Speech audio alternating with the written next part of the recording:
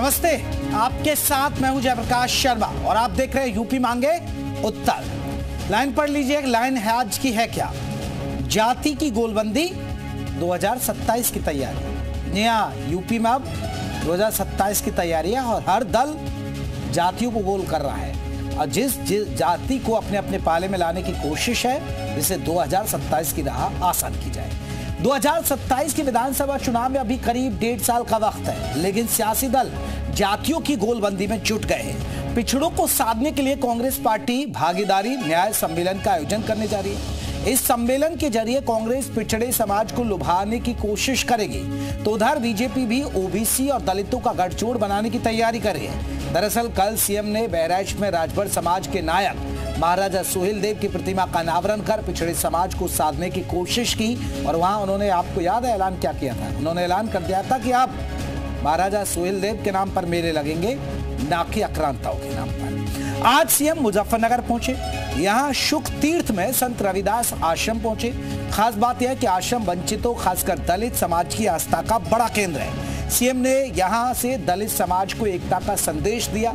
Congress BJP के साथ साथ सपा भी लगातार पीडीए फॉर्मूले को धार दे रही है, यानी हर दल जातीय गोलबंदी में जुटा है। ऐसे में सवाल यह, क्या 2027 का चुनाव जाति पर लड़ा जाएगा?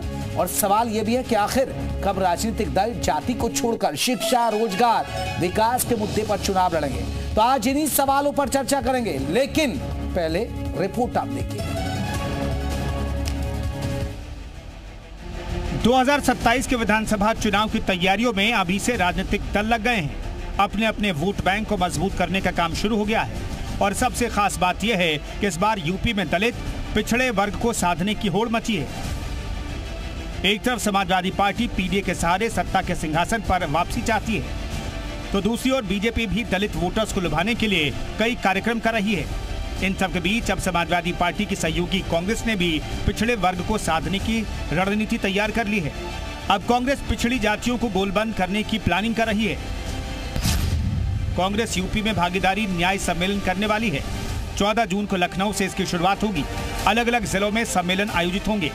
कॉलेज और यूनिवर्सिटी में भी कांग्रेस सम्मेलन करेगी।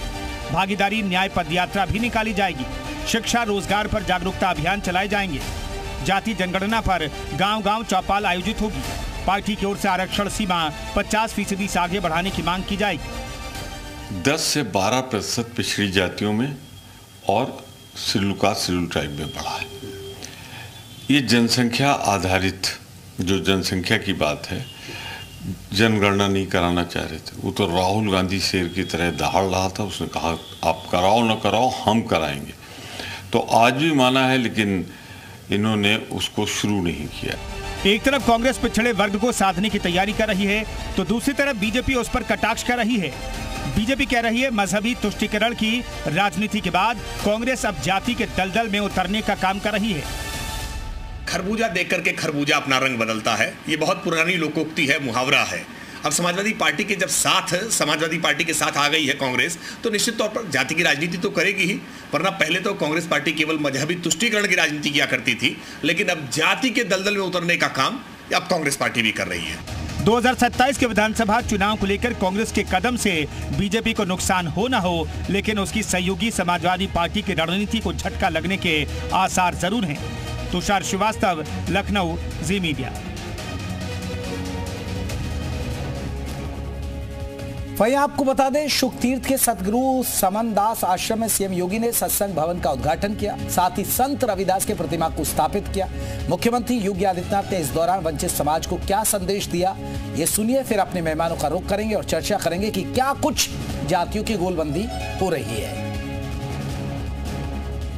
ये जीवन में आंतरिक पवित्रता और निर्मलता का प्रतीक होता है, एक नई प्रेरणा है, और इसीलिए उन्होंने सामाजिक बुराइयों से दूर रहने के लिए समाज को एक नई प्रेरणा दी। पहली बार बाबा साहब के नाम पर पंच तीर्थों का निर्माण प्रधानमंत्री मोदी जी ने किया। ये पंच तीर्थ जहां पे बाबा साहब का जन्म हुआ था, मऊ मध्य प्रदेश में, वहां पर भव्य स्मारक बाबा साहब भीमराव अंबेडकर का बन चुका है। तो चलिए, जाति की गोलबंदी 2027 की तैयारी हर दल अपने अपने तरीके से कर रहा है। बीजेपी भी आपको बता दे दलित पिछड़े वर्ग को लुभाने की कोशिश कर रही है, तो समाजवादी पार्टी तो पीडीए फॉर्मूले लेकर चल रही है लोकसभा चुनाव से। अब कांग्रेस भी उसी राह पर चल रही है कि जातियों की गोलबंदी हो सके। तो इसका क्या असर है, इसके मायने क्या है, तमाम पहलू पर हम बात करेंगे। हमारे साथ कई खास मेहमान हैं। राजेश चौधरी प्रवक्ता है बीजेपी की तरफ से और विधायक भी है। राजेश जी बहुत बहुत स्वागत है। हमारे साथ आपको बता दें प्रियंका गुप्ता भी जुड़ गई, प्रवक्ता है कांग्रेस की। प्रियंका जी आपका बहुत बहुत स्वागत है। दुर्गेश उपाध्याय राजनीतिक विश्लेषक है, वो भी हमारे साथ जुड़ गए। दुर्गेश जी, पहले चर्चा की शुरुआत आपसे ही कर लेता हूं। एक रिएक्शन आपसे, मान लिया जाए कि जातियों की गोलबंदी हो रही है, बीजेपी भी पिछड़े दलित को साधने की कोशिश कर रही है, अब समाजवादी पार्टी पीडीए, अब कांग्रेस भी एक प्रियंका गुप्ता जी की पार्टी बताया जा रहा है कि एक न्याय सहभागिता कुछ सम्मेलन की शुरुआत करने जा रही है। देखिए, निश्चित रूप से ये देखना पड़ेगा कि जिस तरह से 27 के चुनाव धीरे धीरे नजदीक आ रहे हैं, वो भारतीय जनता पार्टी हो, चाहे कांग्रेस हो अथवा समाजवादी पार्टी हो, वो सबका जो फोकस है वो कहीं ना कहीं जो जाति जो बैलेंस है उसको ज्यादा से ज्यादा ओबीसी वोट को अपनी तरफ खींचने का है। हम सब लोग जानते हैं कि कम से कम 40% से ज्यादा जो ओबीसी वोट है वो कहीं ना कहीं किसी भी पार्टी की जीत में अहम भूमिका अदा करते हैं। तो जिस तरह से हम लोगों ने कल देखा कि मुख्यमंत्री योगी आदित्यनाथ कल सुहेलदेव की महाराजा सुहेलदेव की प्रतिमा का उन्होंने अनावरण किया, और अभी हम लोग थोड़ी देर पहले भी आपके चैनल पर बाइट भी सुन रहे थे।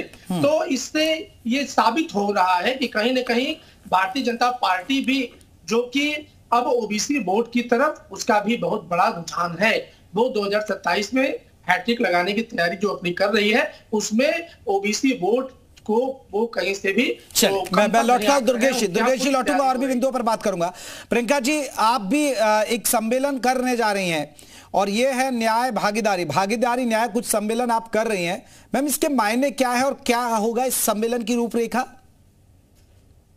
देखिए, सबसे इंपॉर्टेंट ये है कि जिस तरीके से लगातार राहुल गांधी जी इस मुद्दे को उठाते चले आ रहे हैं, जिसमें वो भागीदारी न्याय की बात करते चले आ रहे हैं, चाहे सामाजिक भागीदारी हो, चाहे राजनीतिक भागीदारी हो, चाहे आर्थिक भागीदारी हो, इन सारी भागीदारियों में सबका समान रूप से अधिकार है। जो लोग विकास की दौड़ में कहीं पीछे रह गए हैं, उनको मुख्य धारा से जोड़ने का पूरा एक जो है प्लान ऑफ एक्शन है, और जिसकी शुरुआत हमने तेलंगाना से कर दी। तेलंगाना में हमने एक सर्वे करा है, उस सर्वे के आधार पर हमने वहां पर पता किया कि कौन किसकी कितनी संख्या है, और उस सर्वे की सबसे खूबसूरती ये है कि उसमें लगभग 3 लाख लोगों से ज्यादा लोगों से ये पूछा गया कि किस तरीके के सवाल पूछे जाने चाहिए, और उसमें लगभग 65 तरीके के सवाल पूछे गए। उसके आधार पर लोगों को ये जो है जो एक पूरी सर्वे कंप्लीट किया गया, और उसी के आधार पर हमने वहां पे आरक्षण की व्यवस्था के प्रति भी आवाज उठाई है, और उसके साथ में वहां पर लोगों को उनके न्याय देने की पूरी तरीके से हमने वहां पर जिम्मेदारी उठाई है। इसी तरीके से हम चाहते हैं कि पूरे देश में उस मॉडल को लागू होना चाहिए, पता होना चाहिए किस जाति और किस धर्म के कितने लोग हैं, उनकी आर्थिक, सामाजिक और उनकी जो राजनीतिक है वो हिस्सेदारी कितनी है, और किस किस पद पर कहाँ कितने लोगों की है। उन सारी चीजों से हमें ये पता चल जाएगा किनको हमारी जरूरत है। मेरा सवाल है प्रियंका जी, जाति और धर्म में क्यों ना हम बेरोजगार, महंगाई, रोजगार, तमाम मुद्दों पर घेरा जाए, मुद्दों पर क्यों ना बात हो? बहुत अच्छा सवाल पूछा है कि क्यों, क्योंकि कहीं ना कहीं मैं समझती हूँ कि आज 14 करोड़ लोग, जो आदरणीय सोनिया गांधी जी ने एक सवाल उठाया था कि 14 करोड़ लोग लगभग जिनको राशन मिलना चाहिए, जो हकदार हैं और जिनकी आर्थिक स्थिति ऐसी है कि वो बिलो पॉवर्टी लाइन है, पर सिर्फ जनगणना ना होने के कारण उनको नहीं मिल पा रहा है। आज भी आरक्षण की जो व्यवस्था है हमारे देश में, हमारे संविधान के द्वारा जो दी गई है, हमारी सरकारों ने जो दी है, वो नहीं मिल पा रही, क्योंकि सरकारी नौकरियां ही नहीं निकल रही। आप देखिए कि शिक्षा में क्या स्थिति बना दी है। आप बताइए कि उनको समाज, अरे प्रियंका जी, क्या समाज में आप भागीदारी करेंगी? कर्नाटक का तो बता दीजिए। कर्नाटक में आप जातीय जनगणना तो नहीं करवा पाए, दोबारा से अब फिर से होने जा रही है, पता है ना आपको प्रियंका जी? देखिए वहां सर्वे क्या हुआ, क्यों फेल हो गए आप? अब यहाँ भागीदारी की बात कर रहे हैं, वहां फेल हो गए आप। इतना सक्सेसफुल नहीं हुआ, पर उसके आंकड़े भी रिलीज किए जाएंगे, उस पर भी काम हो रहा है। हमने जो प्रॉमिस किए कर्नाटक में, हमने महिलाओं को वहां पर कहा कि हम जो है 2100 रुपए देंगे, तो हमने दिए वहां पर। अरे प्रियंका जी, उसको बताइए ना, जातीय जनगणना की आप बात करें, कर्नाटक में आप खुद फेल हो गए, यहाँ भागीदारी की बात करें कि भागीदारी न्याय सम्मेलन चलाएंगे। देखिए सबसे बड़ी चीज, कैसे मॉडल बनाएंगे आप? कैसे लोग विश्वास करेंगे जहां आप अपने राज्य में नहीं करा पाए? अरे भाई क्यों नहीं, हमने सर्वे वहां कराया, पर सर्वे उतना ऑथेंटिक नहीं है जितना तेलंगाना में है, तो उसके डाटा अभी तक पूरे तरीके से रिलीज नहीं हो पाया। मे भी उसमें जो त्रुटियां हैं। चलिए मैं लौटा हूं, मैं बाकी मेहमानों से जोड़ूंगा। एक बड़ी खबर बताते हुए बाकी मेहमानों को जोड़ना चाहूंगा। मैं आ रहा हूं प्रियंका जी। लखनऊ से खबर है, समाजवादी पार्टी से जुड़ी बहुत बड़ी खबर। सपा ने सभी जिला इकाइयां भंग कर दी गई है। कुशीनगर को छोड़कर सभी जिला इकाइयां भंग कर दी गई हैं। जिला अध्यक्ष समेत जिला कार्यकारिणी तत्काल प्रभाव से भंग। सभी की आपको बता दें कि फ्रंटल इकाइयों को भी भंग किया गया है। सपा की सभी फ्रंटल इकाइयों को भी भंग कर दिया गया है। यानी ये 2027 की चुनाव की तैयारी नए सिरे से अब करेगी और सभी जिला इकाइयां भंग कर दी गई हैं। हमारे साथ राजेश चौधरी जी जुड़े हैं। राजेश जी, सब तरीके अपने अपने तरीके से काम कर रहे हैं। धर्मेंद्र सिंह की पार्टी प्रवक्ता है समाजवादी पार्टी की, वो भी हमारे साथ जुड़ गए, वो पीडीए लेकर आ रहे हैं। अब ये कह रहे हैं कि भागीदारी न्याय हम सम्मेलन करेंगे और यूपी में इसके लिए बाकायदा जगह जगह चौपाल लगाई जाएगी। कैसे देखते हैं कांग्रेस के इस भागीदारी न्याय सम्मेलन के लिए? देखिए, कांग्रेस हो या समाजवादी पार्टी हो, इन दोनों की कथनी और करनी में बड़ा अंतर है। ईको आ रहा है कान में, ईको सही करिएगा। राजेश चौधरी जी की ईको पहुंचे है वहां पर।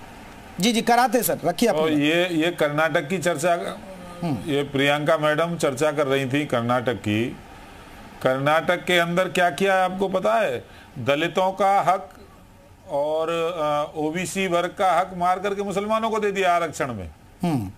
बंगाल के अंदर दे दिया है, तेलंगाना के अंदर दे रहे हैं। ये जो आरक्षण की बात करने वाले लोग हैं, दलितों का हक मार करके, उनके साथ अन्याय करके, ओबीसी वर्ग के, पिछड़ा वर्ग के साथ अन्याय करके किसको दे रहे हैं?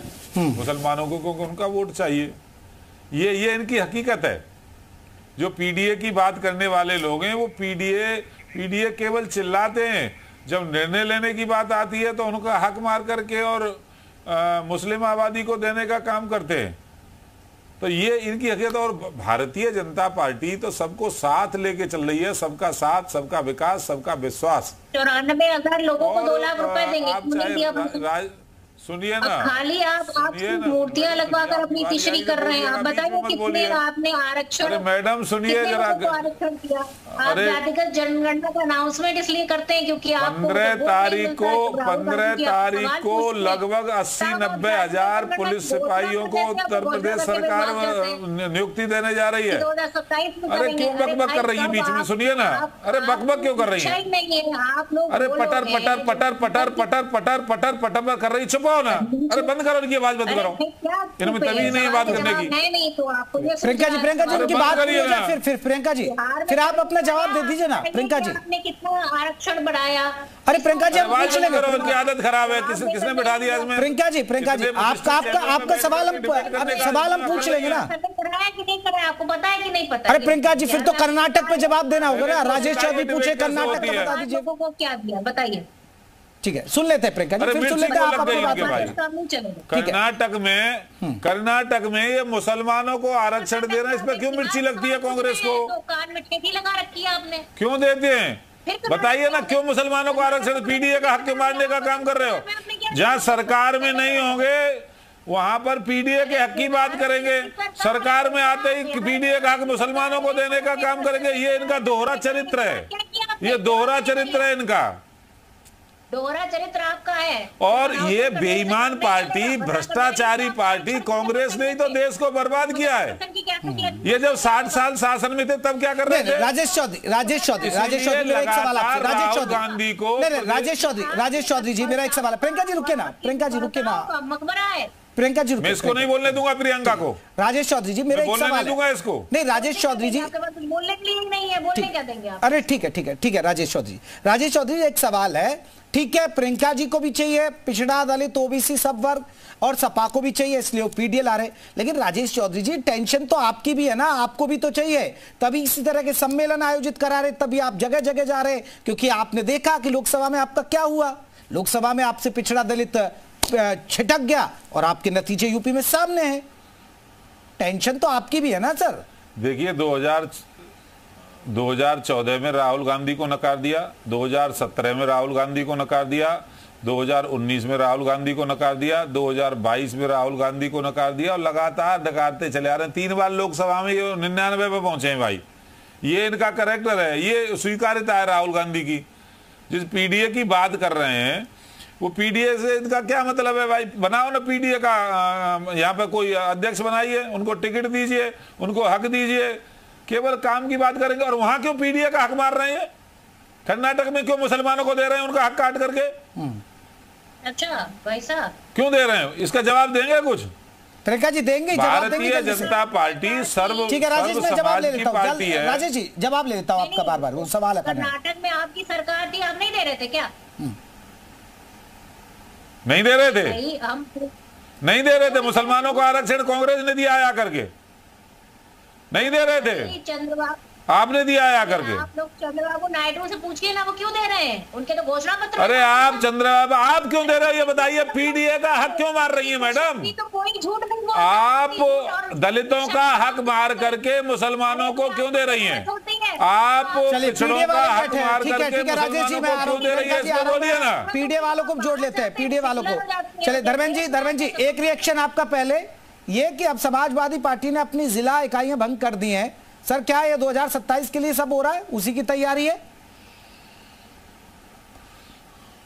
पुनर्निर्माण ये प्रक्रिया है और संगठन का समय समय पर चुनाव होता रहता है। समय समय पर जिम्मेदार पदाधिकारी सक्रिय लोगों को जिम्मेदारी दी जाती है और जो लोग आगे ऊपर ले आने लायक रहते हैं उनको प्रदेश में ले आते हैं। जो और अन्य क्षेत्रों में काम करने के लिए इच्छुक होते हैं, विधानसभा लड़ने वाले इच्छुक होते हैं, उनको संगठन से उस दिशा में काम दिया जाता है। ये कोई नया नहीं है, संगठन के पुनर्निर्माण और ताकतवर और सक्रिय बनाने की एक प्रक्रिया मात्र है। दूसरी बात देखिए, ऐसा है हम लोग पीडीए जो आज भारतीय जनता पार्टी बार बार परेशान है, कभी आदरणीय सुहेल देव जी के नाम पर राजनीति करना चाहती, कभी अम्बेडकर जी के नाम पर, कभी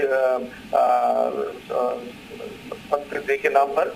ये देखिए इनका दिखावा क्या, 2024 में इन्होंने देख लिया कि जो हम पिछड़ों और दलितों के साथ उपेक्षा पूर्व व्यवहार कर रहे थे, जो बाबा साहब अम्बेडकर जी को व्यंग्यात्मक लहजे में जिनका नाम लेते थे, देश के गृह मंत्री तिरस्कार पूर्ण भाषा का नाम अम्बेडकर अम्बेडकर अम्बेडकर करते थे, जिस तरह से इनके राज में दलितों का उत्पीड़न बड़े पैमाने पर हो रहा है, पिछड़ों का उत्पीड़न हो रहा है, घोड़ी पे चढ़ने तो उनके साथ कैसा व्यवहार हो रहा है, बारात दरवाजे चली जा रही कैसा व्यवहार हो रहा है, उसको देखते हुए जो हम पीडीए जन पंचायत के माध्यम से बूथ स्तर तक जा रहे हैं और इनकी जो तिरस्कारपूर्ण शोषण जी आपकी आप सहयोगी पार्टी भी तो ला रही है ना, भागीदारी न्याय सम्मेलन करने जा रही है कांग्रेस, तो वो आपके लिए टेंशन नहीं बढ़ाएगी क्या? आपकी सहयोगी दल भी अब कहीं ना कहीं पिछड़े दलित ओबीसी को लुभाने की कोशिश कर रही है।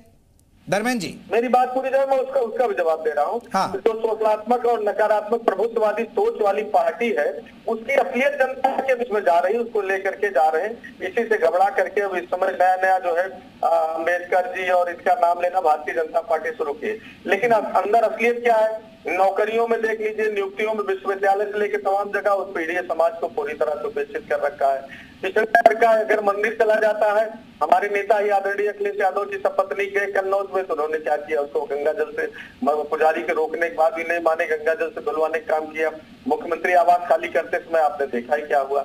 तो ये तो इनकी जो है, आप इनके गृह मंत्री जी के बयान के बाद मुरादाबाद हो, मऊ हो, लखनऊ हो, दर्जनों जगहों पर, सोनभद्र में तीन बार अम्बेडकर साहब की प्रतिमा के साथ किस तरह का व्यवहार इन लोगों ने किया।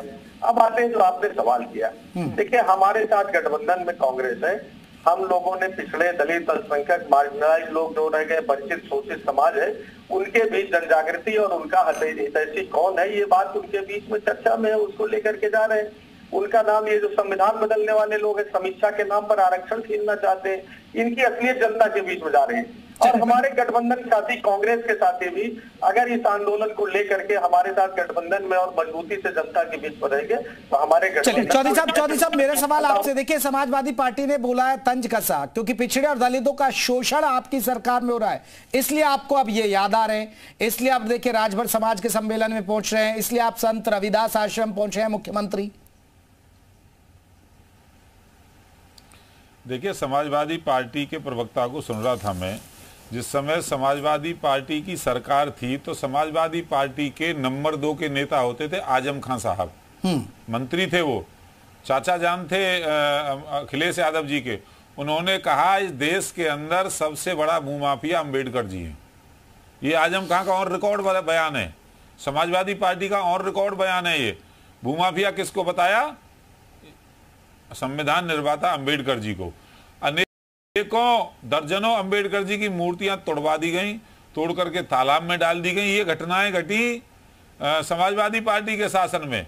समाजवादी पार्टी की सरकार बनते ही मायावती जी की मूर्ति यहीं अम्बेडकर पार्क में तोड़ी गई, समाजवादी पार्टी के कार्यकर्ताओं नेताओं ने तोड़ी गई। ये दलित प्रेम दिखाते हैं आज, ये दलितों के प्रति इतना सम्मान करते हैं, ये इससे घटना से परिलक्षित होता है। पीडीए का मतलब इनके यहाँ यादव परिवार एंड कंपनी है, इसके अलावा कोई नहीं है, केवल यादव फैमिली पीडी है। तो बनाए ना किसी राजभर को राष्ट्रीय अध्यक्ष बना दें अखिलेश यादव जी, क्यों नहीं बना देते हैं?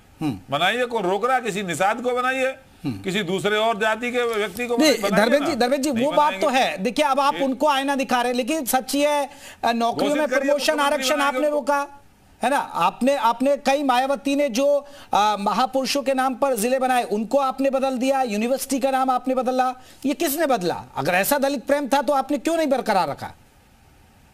धर्मेंद्र जी समीक्षा करिएगा, मैं बिंदु आगे एक चीज का जवाब दूंगा। लेकिन आगे जो दलितों की तहसील होने की बात कर रहे भारतीय जनता पार्टी साथी, इनसे पूछिए भारतीय जनता पार्टी और एनडीए के पूरे हिंदुस्तान के अंदर 19 से अधिक मुख्यमंत्री है, उसमें दलित कितने हैं?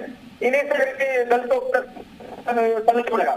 जरा पूछिए एक नाम बताए जिसको दलित मुख्यमंत्री ने बना रखा हो। दूसरी बात, अम्बेडकर, मैं अभी करंट की बात कर रहा हूँ, ये इतिहास में चले जा रहे हैं कालखंड में, करंट में जबान नहीं खुल रही है।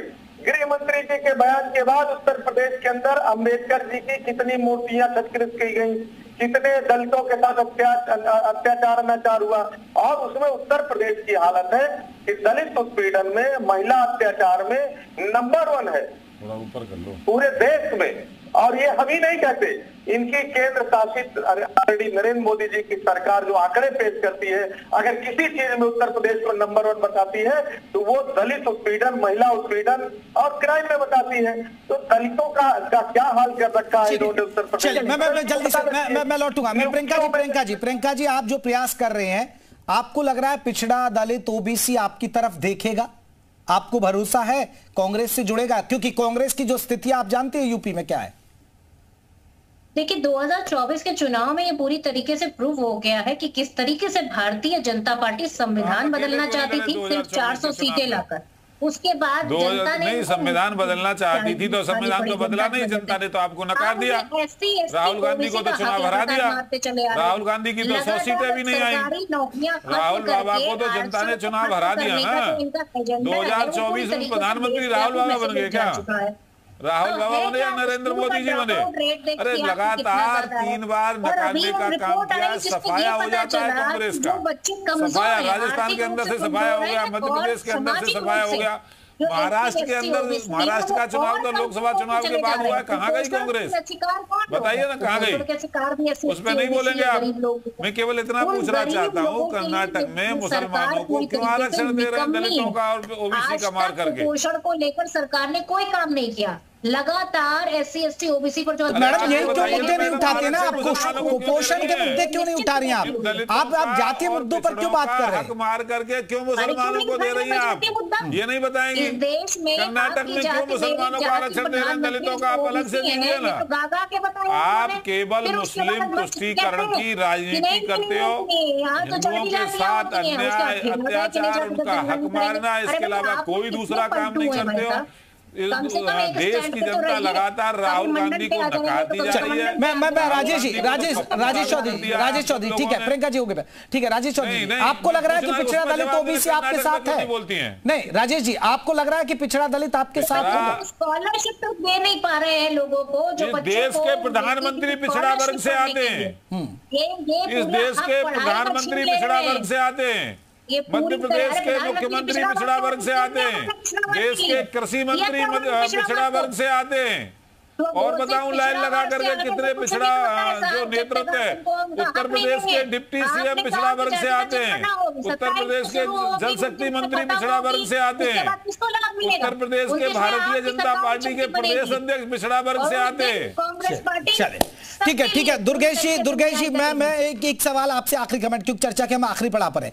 आपको लग रहा है कि यूपी में, देखिए वैसे भी यूपी बिहार जहां भी चुनाव ज्यादा होते हैं तो वहां कास्ट फैक्टर बहुत हावी होता है, लग रहा है कि इस बार का भी चुनाव 2027 का चुनाव भी कास्ट फैक्टर पर, क्योंकि पीडीए के बाद तो अब कास्ट पर ज्यादा फोकस ध्यान दिया जा रहा है? बिल्कुल आप सही कह रहे हैं, क्योंकि देखिए जितनी विकास की बात है, कहीं ना कहीं पिछले 8 साल से उत्तर प्रदेश में भी हम लोग देख रहे हैं भारतीय जनता पार्टी की सरकार है। सरकार ने कई अच्छे काम भी किए हैं, वो चाहे एक्सप्रेसवे का निर्माण हो, चाहे आपका इंफ्रास्ट्रक्चर से लेकर के और तमाम सारी चीजों पर सरकार ने अच्छे काम किए हैं, इसको कोई नकार नहीं सकता। लेकिन जिस तरह से समाजवादी पार्टी पीडीए को एक मुद्दा बनाने में कामयाब हुई है, मुझे लगता है कि भारतीय जनता पार्टी को भी ये अब समझ में आया है कि हमें कहीं ना कहीं ओबीसी और दलित वोटों पर फोकस करना होगा। खासकर लोकसभा चुनाव में जिस तरह से परिणाम आए थे सामने, बिल्कुल लोकसभा चुनाव के बाद बीजेपी की टेंशन बढ़ी है और इसलिए बीजेपी भी ताकत लगा रही है, कांग्रेस भी लगा रही है और समाजवादी पार्टी भी लगा। लेकिन 2027 का चुनाव ये तय है, मुद्दों की जगह जाति पर भी होगा, इसलिए जातियों की गोलबंदी हो रही है। बहुत बहुत शुक्रिया आप सभी मेहमानों का हमसे खास चर्चा करने के लिए। तो यूपी मांगे उत्तर में बस इतना ही। नमस्ते।